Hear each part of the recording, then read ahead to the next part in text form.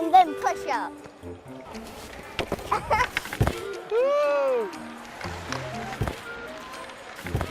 Thanks for the help. I got it from here. Scram. Oh. Bring it on! Oh, man.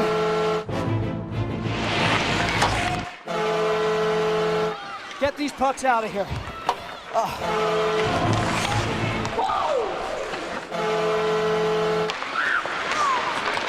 I blocked it!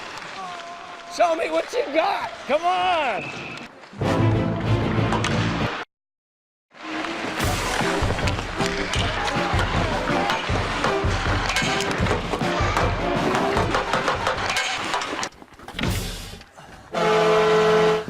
It's doing sweat in my eyes. I can't open my eyes.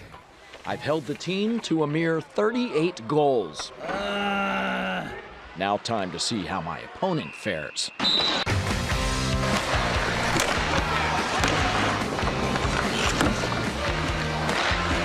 Okay, so the chair's pretty good.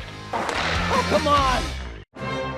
I lose by 23 points, but I accept defeat like a man. 3, 2, 1! Dare taken and survived. A big thank you to the Kent Valley Tornadoes, and I wish them all the luck in the world as they carry on their evil, evil deeds. You have to be kind of a nut to be a goalie, though, in hockey, I think, right? I would think so, yeah. I mean, especially when you think about the pros and those pucks, those frozen hard pucks coming at you at 100 miles an hour. Like 30 plus. years ago, they didn't wear masks, No. which is insane. No, yeah. Now, you didn't look like you could even move. Were you able to move at all? No, you can barely. Maybe, I don't know if it was just me or if that's the way it is when you're a goalie. But you see them on TV and they're... Yeah. And I was more like, it was like the Tin Man. It was really, really We're going to tough stay move. on ice. And you guys have heard of the Legion of Boom, right? Of course. The Yeah. Seahawks. I founded it. Oh, yes, you did, right? The Seahawks secondary. There's the Legion of Broom in curling. Now I'm intrigued. Pretty amazing. Line's great. Back line. 87 is a little down. Yep. Forward. Luke, we got behind you. They are the Legion of Broom. Hey, right through the leg. Easy, easy. These 4 guys from the Northwest, Hard, back it out, go hard. 3 students and 1 commercial fisherman, are headed to Switzerland for the World Junior Curling Championships. Holy crap, they just keep going. Is there more? They just got their uniforms. They earned these fancy new duds by capturing the Junior National Championship on home ice in Seattle. That's when they got the nickname. It was the week of the Super Bowl. So we wore Legion of Boom shirts under our uniforms all throughout the week, and a club member posted on Facebook, Legion of Broom. I'm like, hey, that's nice. And so my dad suggested, hey, why don't you guys make t-shirts out of it? And so here we are. Do you guys do a lot of trash talking on the ice? No, never. I mean, curling, it's a sport about etiquette. It's a completely different game from football. You don't want that aggression. But they do have a not-so-secret weapon. So how tall are you? I'm 5'4". 5'4", and then Kyle's 6'8". 6'8". When you go to the Worlds, is there going to be anybody No, inside? I'll probably be the tallest one by quite a bit, so I get a lot of comments about it, like, oh my goodness, you're so tall. It is a challenge to bend that 6'8" frame, but it's perfect when Kyle sweeps next to Luke. Nice thing is we don't bump heads at all when we're sweeping. That can be an issue when you're equal height. There is an advantage to it, for sure. And while they aren't cocky like the Seahawks Legion of Boom, the Legion of Broom is confident. Yep. We band together and we kick some butt, you know? We're Legion of Broom. Easy. There we go. Nice. Team USA, aka the Legion of Broom, begins the competition this Thursday in Switzerland. The dangerous and adrenaline-fueled sport of longboarding. Later. And can you TV train your pets? What's that? Next. Welcome back to Pot Doughnuts in Seattle. Have you guys ever had a dog or cat that actually Yes. watched TV? No. I have. No. Okay, because that's the idea behind this company based out of Longview. They say that you can train a pet, a cat, a dog, a bird, without even being in the room, as long as you play a video. Will a cat really watch a video starring skittering birds, frolicking mice, lasers, and lizards? Oh, look at this. We'll find out in a moment, but first, you must meet SeaTac's Tani Robar. Yes. The original parrot whisperer. How smart are parrots? Well, a lot smarter sometimes than we are. She's absolutely the #1 parrot trainer in the world, undisputed. George Ford has not only used Tani's techniques to train his parrot Trudy. His company, Pet Media Plus, has been selling her parrot training DVDs for years. Rollbar Productions presents Tani and her fantastic performing parrots in Teach Your Parrot Advanced Tricks. They try very hard to please you. They really do. Jump. Now, see if the bird does not, you can give it a little bit of a boost from the back. Tani says parrots thrive on interaction and expect to be treated like a member of the family. You get to pet them and hold them and kiss them and all that kind of thing. And the birds like it. Hey, come on, turn around. Come. That's right. Very good. Tani's videos are in that classic instructional format, you know, with a talking human instructor. This is for larger dogs. This is DVD #1. But Ford says his hottest selling videos are the ones that he says will train pets even if you've left the room. Shake. Good dog. I've always heard people tell me that dogs can't watch television, which I think is 100% nonsense, because they do. They do pay attention. Animals are smart. Shake. Animals may be smart, but nobody's accused my Lola of having intellectual properties. Oh, I tried to get her to watch. What's that? And tried. Doesn't seem to be watching the TV at all. And double tried. Baby birds. But Lola was not interested. Can I be honest? I tried to get my cat to watch, and let's just say he wasn't glued to the TV set. You know, I think all cats and all animals are different, but in our tests, most of the cats that we've seen, they go crazy. They love it. And I do have to admit, for a moment there, the lasers actually caught Lola's eyes. Do you think if I left this on all day, you would watch it? I'll take that as a firm maybe, at least for Meow. And that, my friends, is a world-class... Yeah. Terrible. Yeah, nice. Terrible. At least Please until don't ever do that again. meow. Is that what you said? Did you really say that? Okay. Yeah, he Check. really said that. We don't need to revisit it. No, let's not. Monty Python would be very proud of that pun, Jim, and Monty you would know love it. No. And we're actually giving something away, speaking of Monty Python. Free stuff. That's true. That's right. We have 5 family 4-packs of tickets to give away. Spam-A-Lot.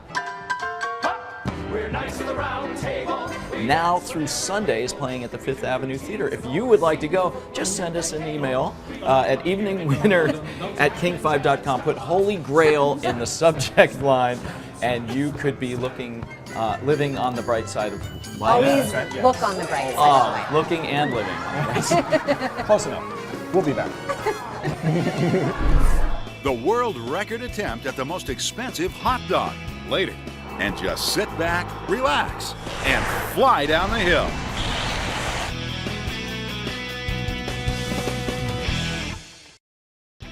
Welcome back. We're at Top Pot Doughnuts in Seattle. The flagship store, yes. Yes, it is. Have you guys been watching Jimmy Fallon? Yes. Indeed. He is killing it on The Tonight Show. And tonight is the debut of Late Night with Seth Meyers, so something else to look forward to. Seth, of course, has been with Saturday Night Live for 12 and a half years.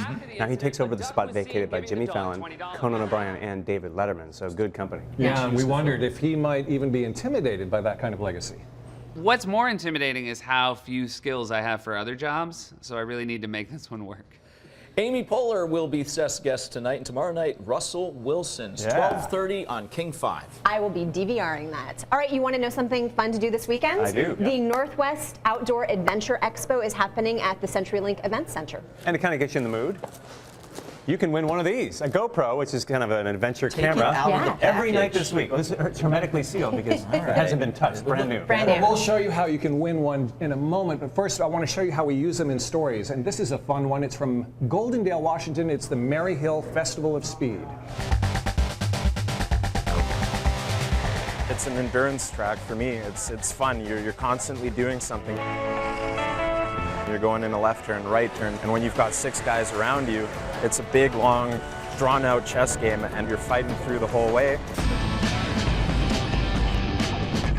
Once you get on the hill, you know what you need to do. You need to get out in front. You need to take safe lines. You need to make sure you're not going to crash anybody out. I like the feeling of standing on a board, like going sideways, going fast down a hill. It's a great feeling to go fast as long as you know how to control your board in that way. There is a push to go faster and get ahead.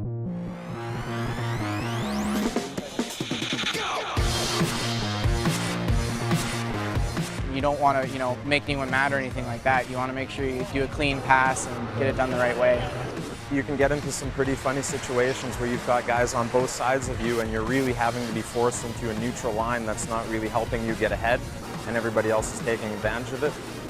And then when stuff goes wrong in front of you and you got to weave through the yard sale that everybody's leaving behind, it gets crazy. Something like 6 riders racing down at the same time. They're in such a tight pack going so fast. And if they clip a wheel or somebody runs over a hand or something, it's chaos. It's blood on the track. It's big time crashes.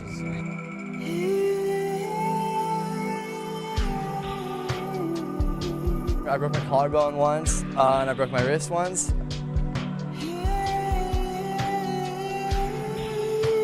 I shattered my ankle, so I broke it in 4 places, and I had 9 screws and 2 plates putting it together.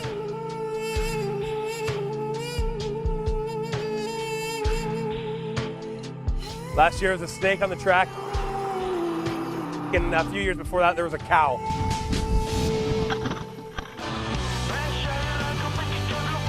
When I first started, this sport was very young. It was very grassroots. I think there was probably only 20 or 30 guys competing, and pretty much everybody crashed in the corner. Now, nobody breaks for any of the corners. It's full tuck into everything. Back in the day when I started, there are some hills that just weren't possible, and now we're just looking for the hill that's impossible, that doesn't exist anymore. So those GoPros are used all over the place, as you can tell. Now here is how you win one. To win a GoPro Hero 3 Black Edition camera from the Northwest Outdoor Adventure Expo, email us at eveningwinner@king5.com and put Mount Rainier in the subject line. It's another world record attempt with food after the break. Welcome back, everybody. We are coming to you from Pot Doughnuts on 5th Avenue tonight. And a donut here costs about, the cheapest one's $1.08. Okay. How would you like to spend like more than 100 times that for a hot dog? I would love, no. I would not do that, no. It's an Evening Magazine exclusive. On a casual, chilly morning at Fremont Sunday Market, a hot grill at Tokyo Dog fuels a big idea. Some beautiful caviar. That could set a new world record. $250 an ounce. The food truck's chef, Rocky Ye, and co-owner, Eugene Wu, plan to concoct the most expensive hot dog on Earth. It took a lot of planning. It took months of planning, actually. Guinness Book of World Records set forth a long list of rules, beginning with it has to be an edible hot dog. We looked at a list of ingredients, and we thought, hey, this will work. This is kind of where we all went. It starts with a bun and bratwurst, of course. From there, the toppings go way beyond your traditional mustard and ketchup. Butter teriyaki onions, maitake mushrooms, wagyu beef, foie gras, shaved black truffles, and Japanese mayo.